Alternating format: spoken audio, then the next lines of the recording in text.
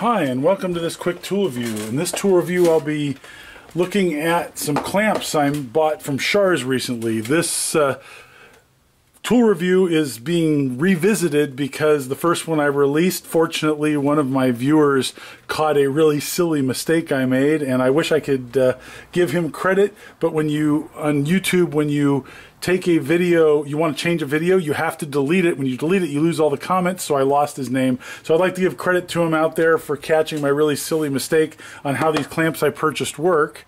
In the meantime, let's take a look at the clamps probably most people are familiar with. So the clamping set you buy with your mill or as an accessory to your mill comes with what's called a stair clamp, I believe. And the way they work is you set the height of what you're going to clamp. You set the height of the stair a little bit higher than what you're going to clamp on. Move the post as close to the workpiece as you can. Tighten it down so that it's slightly lower than where it's meeting on the stair. Not enough to make it disengage from the stair. You still need a good bite, obviously. With this kind of clamp, you know, fidgeting with this height can be kind of a pain in the butt while you're trying to set everything up. And in truth, you never have enough clamping solutions when you're trying to hold something down. It seems like whatever you've got doesn't quite work and you need something just a little bit different. So when I see some clamping solution I don't have, I tend to try and make it or buy it, if I can, of course. So I got these from Shars, and I'd like to give Shars kudos for better packaging than they've had in the past. Historically, I don't think I've ever received a package from Shars that got here intact. The boxes were almost always perforated. 100% of them with heavy items were perforated. I'm not sure that maybe some of the lighter things I bought, maybe those were intact, but for the most part, no. This time, however, was very different. Got a nice box on the outside, U.S. Postal Service box with lots of paper padding, and then these were also surrounded by paper padding. So when I got them, they were perfectly intact. The box was the worst for wear, but not punctured anywhere, so that was pretty good. U.S. Postal Service handles these things brutally, and heavy items tend to want to move a lot more. So let's take a look.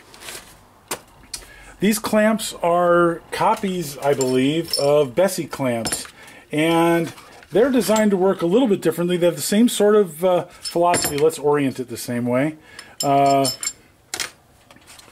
You'd have the T-nut on the bottom, just like that one, and the tightening nut on the top. And these sets also came with springs that you can put, I believe, on the bottom so that they will quick release off of your work. Oh, and I got these backwards yet again. See, now that's what I did the first time. When I first got these, I thought, oh, they put the brass side on the workpiece side so you wouldn't scratch your workpiece. But in reality, that would put your lever at a disadvantage because this lever arm is longer than this one. So if I put 100 pounds force here, that's only 50 pounds force here if it's twice as long. So it really needs to go this way. So this brass piece is there to protect the surface of your mill table or whatever else you're clamping on. I guess it could be even a lathe faceplate or something. So they go this way, and they're designed mostly to hold down flat stock, I believe. And so you would tighten it down and it would hold this piece like so. And because this can rotate, you don't have to futz with stair-step positioning. One thing I think is kind of curious is the length of this shaft that it came delivered with, because like for this guy, I can't really tighten this down here to hold this down without putting like a 1, 2, 3 block under here or something like that, which is okay. I just think it's kind of interesting. I would think that they'd provide a smaller half-inch threaded rod. Now, by the way, since almost everyone has a clamp kit, you can always use the threaded rods from your clamp kit to make those adjustments so that you can hold it right on the table and hold your workpiece down to the table. Let's go over the mill and see what it looks like. So here is the setup with 1, 2, 3 blocks. I didn't crank these down, but I can now, and it will hold the piece nicely.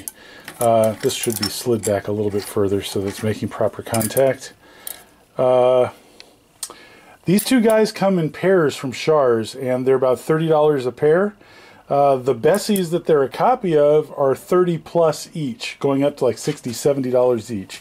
And these come with a spring for the bottom to quick release, I believe, the part if you're doing some sort of manufacturing scenario. They come with the vertical shaft, a T-nut, and a bolt, all hardened. The Bessies look like they only come with just this piece right here, and the rest you supply with your clamping kit. I'm not certain of that, but that's what it looked like when I was looking them up. So I think these are a good deal. These are black oxide finished, and the Bessies are painted. So the Bessies are a lot nicer. Also, the Bessie design is a little different.